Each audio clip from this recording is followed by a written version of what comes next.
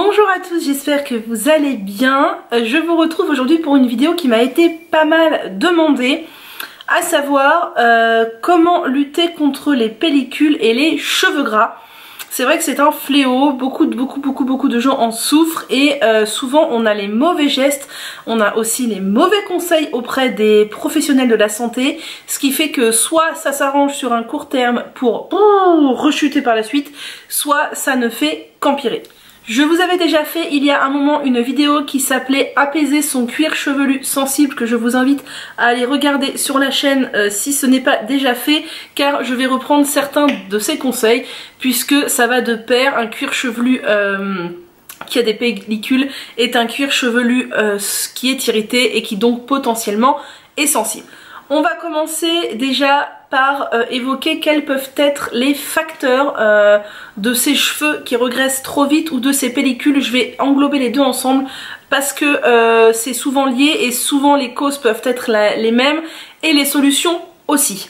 Donc ça peut être tout simplement parce que vous êtes stressé ou voilà, trop de stress, trop de stimulation, trop de chocs émotionnels peuvent engendrer des réactions du cuir chevelu et des desquamations ou un cuir chevelu qui regresse trop vite, et ça il faut essayer d'y pallier de par le stress. On va essayer de pallier à ça aussi par les produits. Il y a aussi le fait que peut-être vous avez une maladie qui vous fait regresser vos cheveux trop vite, et ça malheureusement on peut essayer de traiter les effets, mais on peut difficilement traiter la cause. Ce cas on le met à part, qui est de l'ordre du médical. Vous pouvez aussi avoir attrapé un champignon sur le cuir chevelu que l'on appelle dermite séborique. Alors c'est assez difficile de s'en défaire ou pas. Je vais vous donner quelques petites astuces. Je ne suis pas dermatologue, mais généralement les dermatologues, s'ils ne sont pas naturels, ne sont pas du tout du plus bon conseil qui soit.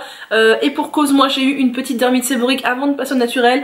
La dermato m'a prescrit des produits qui m'ont défoncé le cuir chevelu, ni plus ni moins.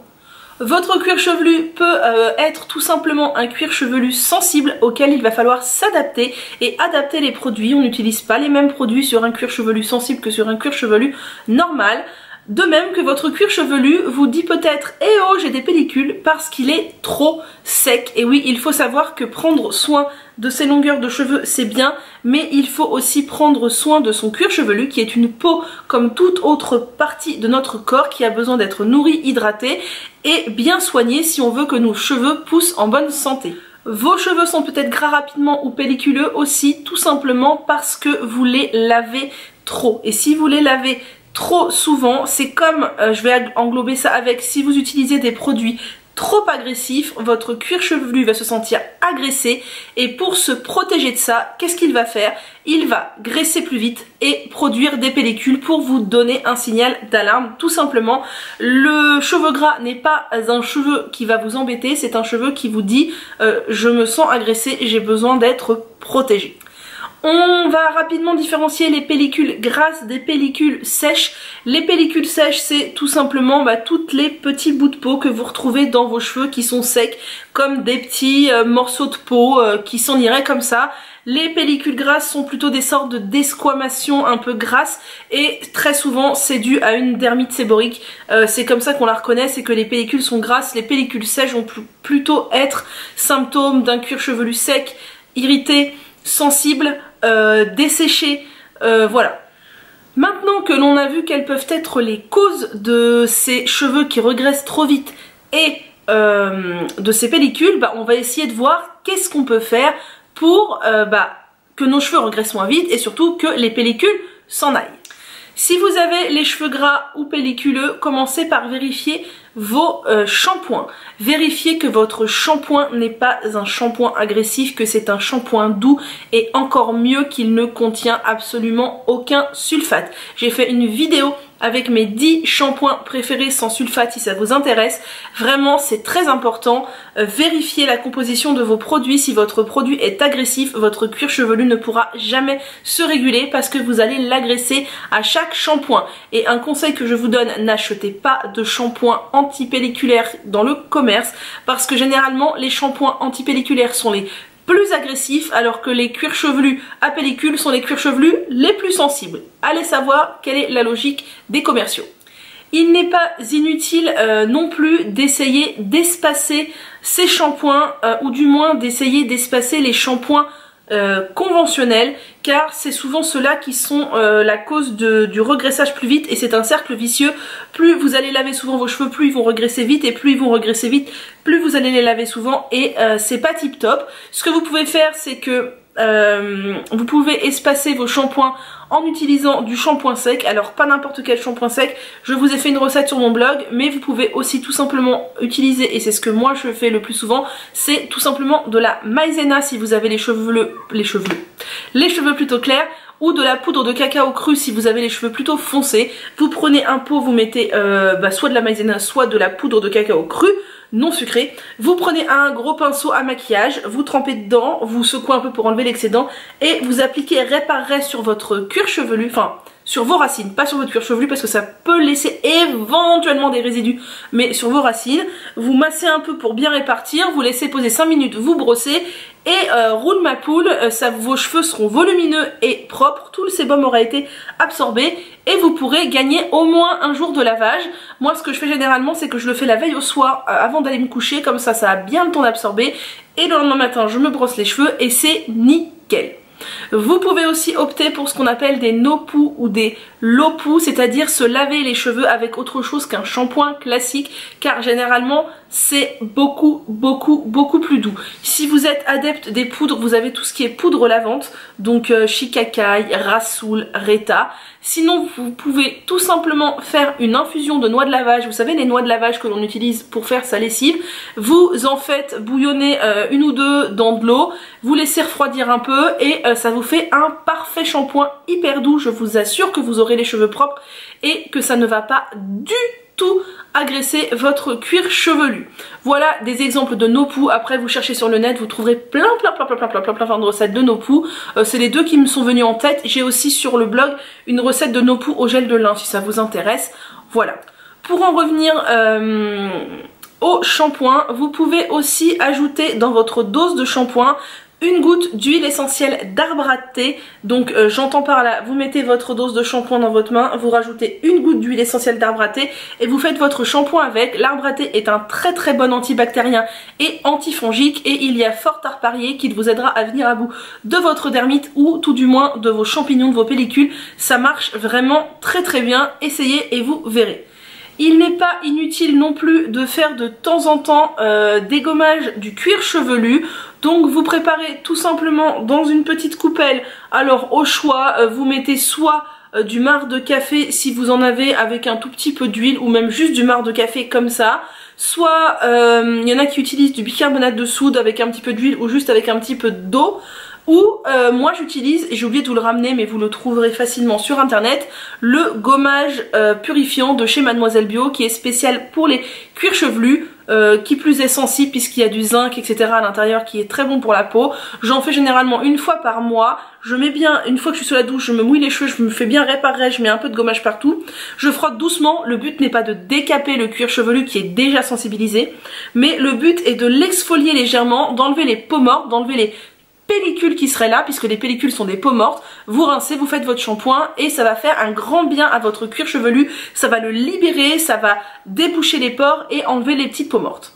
On arrive sur le dernier point du quoi faire, qui est pour moi le plus important, qui est d'hydrater et de nourrir régulièrement son cuir chevelu. Trop souvent, quand on pense masque capillaire, on pense que masque capillaire de ici à là. Mais non, ça marche pas comme ça. On a besoin, nos cheveux ont besoin d'être nourris et hydratés de ici jusqu'à là. Moi, quand je fais un masque capillaire, je ne fais jamais un masque capillaire uniquement sur les longueurs. Si je fais quelque chose uniquement sur les longueurs, c'est que j'ai appliqué autre chose sur le cuir chevelu. Mon cuir chevelu est une peau fragile, sensible, c'est de là que poussent les cheveux. Si je veux que mes cheveux poussent fort, en bonne santé, il faut que je leur donne bien à boire et bien à manger. Mes cheveux d'ici ont autant besoin d'être nourris et hydratés que mes cheveux d'ici. Il faut absolument penser à appliquer du masque sur son cuir chevelu. On peut très bien appliquer simplement du gel d'aloe vera. Quand on fait un bain d'huile, on applique aussi de l'huile sur son cuir chevelu.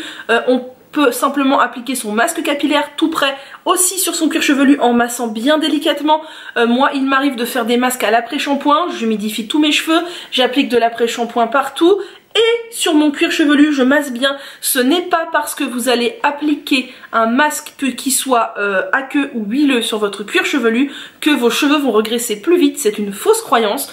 Si votre cuir chevelu est bien nourri et bien hydraté, il ne va pas se sentir agressé et donc il ne va pas regresser plus vite. Tandis que si vous ne lui avez pas appliqué de masque depuis très longtemps et que par-dessus ça vous lui faites un shampoing avec des sulfates à l'intérieur, là il va crier SOS, il va dire au secours, mon Dieu je me sens agressé, comme quand vous avez, vous savez, la peau de crocodile sur les jambes, c'est pareil, et bien il va faire des desquamations, il va regresser plus vite, il va pas être content. Vraiment, prenez soin de votre cuir chevelu, chouchoutez-le.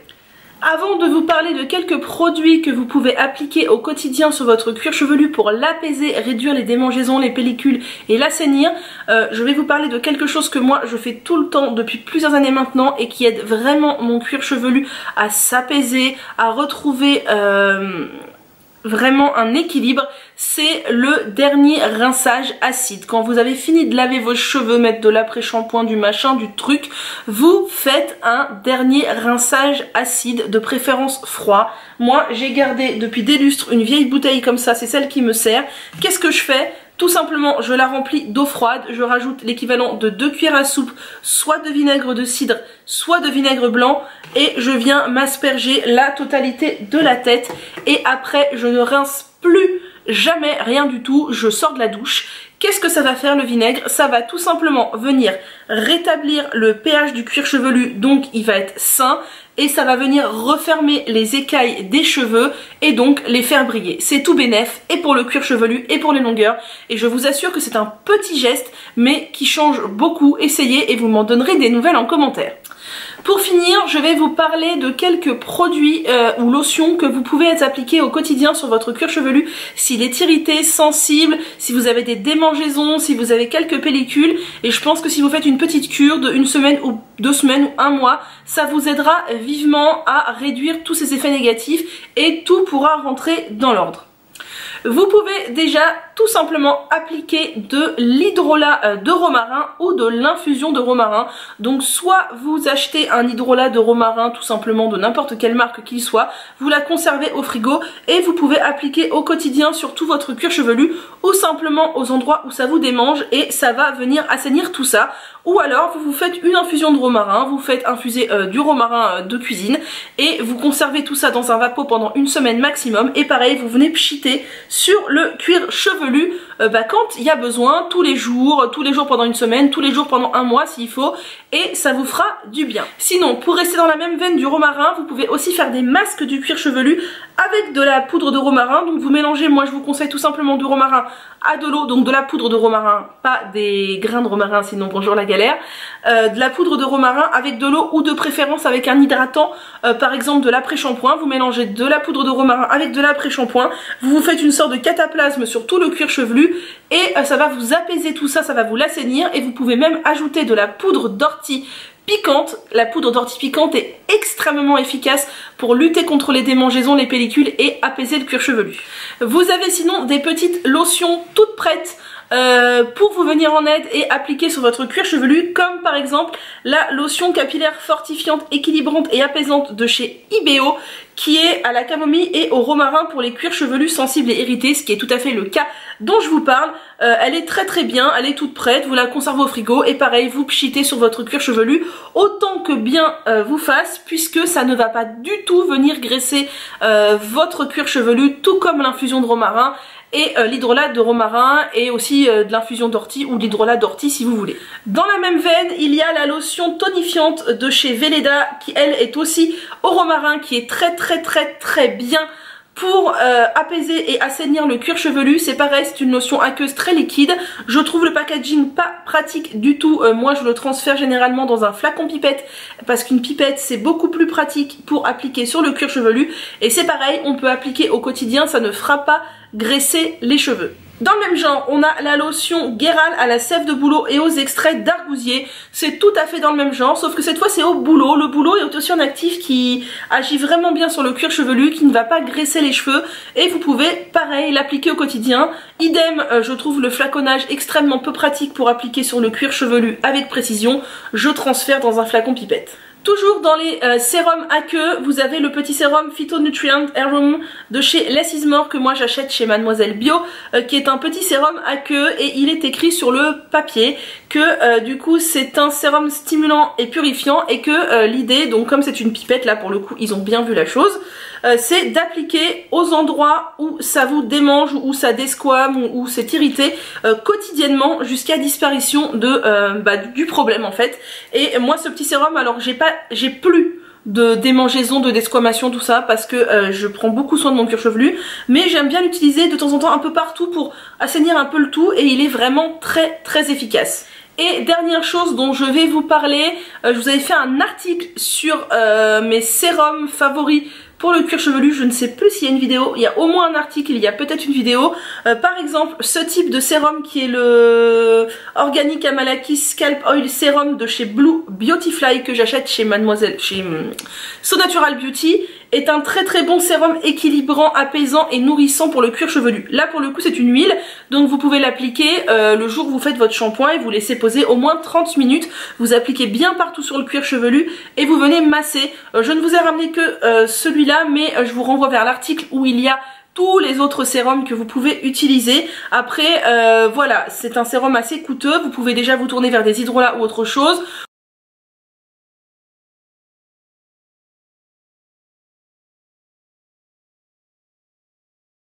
Ou déjà simplement venir appliquer régulièrement de l'après-shampoing sur votre cuir chevelu, ça lui fera du bien. Mais si vous avez envie d'aller un peu plus loin, il y a ce genre de petits sérums, vous voyez, huileux, qui sont vraiment très très bien, très très riches en actifs et extrêmement efficaces. Voilà, je crois avoir fait le tour de tout ce que je voulais vous dire sur comment lutter contre les cheveux qui regressent trop vite et contre les pellicules, puisqu'on a vu les potentielles causes, les manières d'agir et de lutter contre, et je vous ai ramené quelques produits tout prêt pour vous montrer des solutions. Bien sûr ce n'est pas en un jour que ça va se régler, mais si vous persévérez et que vous appliquez plus ou moins toutes les petites astuces que je vous ai données, je suis sûre que votre problème va rentrer dans l'ordre. N'hésitez pas à me mettre en commentaire vos témoignages si vous avez essayé quelque chose qui a fonctionné ou autre. N'hésitez pas à mettre un petit pouce en l'air, à partager mes astuces autour de vous si elles vous ont plu, et moi je vous dis à bientôt.